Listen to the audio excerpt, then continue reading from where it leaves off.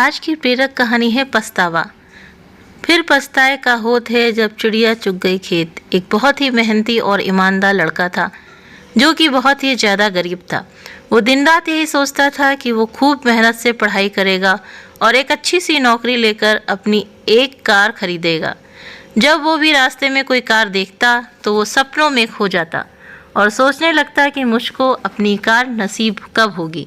उसने ग्रेजुएशन करने के बाद एक नौकरी करनी स्टार्ट कर दिया। कुछ दिन बाद उसकी शादी हो गई और कुछ टाइम के बाद उसको एक लड़का भी पैदा हुआ, लेकिन अभी तक वो एक कार नहीं खरीद पाया।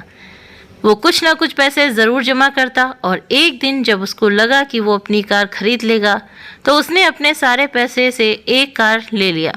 एक दिन वो अपने कार को खूब रगड़ रगड़ के धो रहा था, तभी उसका बेटा आया और उसने उस पर कुछ पत्थर से लिख दिया।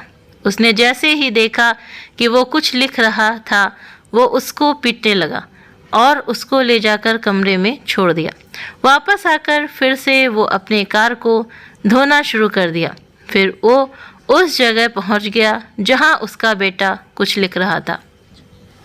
फिर उसने देखा कि उसका बेटा पत्थर से क्या लिख रहा था। उसके बेटे ने पत्थर से लिखा था, आई लव यू पापा। ये देखकर वो रोने लगा और बहुत ही ज़्यादा पछतावा करने लगा। वो कमरे में अपने बेटे के पास गया और उसको गले से लगाया और बोला, आई लव यू टू बेटा। तो इस कहानी से हमें ये सीख मिलती है कि हम लोगों को यही सीख मिलती है कि गुस्से में लिया गया निर्णय कभी सही नहीं होता है।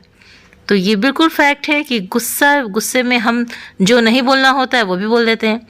एक इसी तरह का एक वाक़या है, ये तो हकीकत का है, कि एक आदमी था गांव का, तो उसके पास 100 रुपये थे। पहले के ज़माने में 100 रुपये बहुत होते थे। तो क्या हुआ कि उसके बेटे ने क्या किया, उसके बेटे के हाथ, एक छोटा सा बेटा था उसका, ये 4-5 साल का, उसके हाथ में वो 100 का नोट पड़ गया और उसका बाप जो था वो कुल्हाड़ी से लकड़ियाँ काट रहा था। इतने में उसने देखा कि उसका जो बेटा था छोटा सा, उसको क्या पता कि ये नोट है कि क्या है, तो उसने उसके 2 टुकड़े कर दिए उस 100 के नोट के।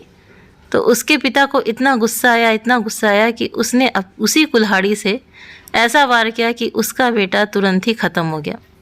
तो ये होता है कि गुस्से में बाद में फिर वो इतना रोया, लेकिन उसका बेटा तो वापस नहीं आ सकता ना।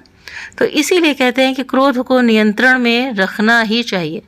अगर आप इसको नियंत्रण में नहीं रखते हैं तो क्रोध में किया गया कोई भी निर्णय हो वो गलत ही साबित होता है, क्योंकि जब आपको गुस्सा आता है तो आप ये नहीं सोचते हो कि कोई छोटा है कि बड़ा है, जो मुंह में आता है वो बक देते हो। तो इसीलिए कहते हैं कि पहले सोचो, विचारो, तोलो, उसके बाद बोलो।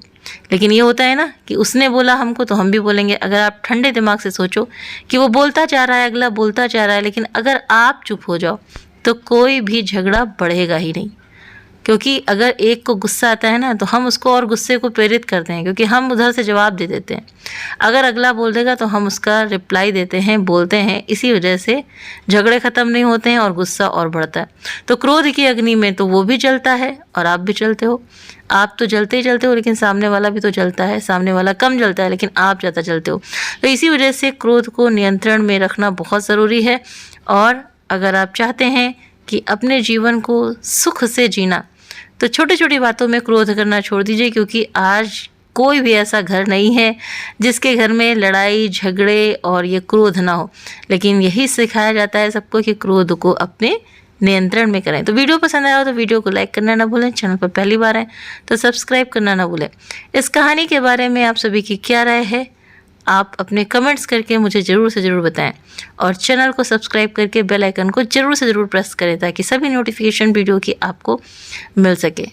आप अपना कीमती वक्त देते हैं वीडियो देखने के लिए, इसके लिए आप सभी का बहुत बहुत धन्यवाद।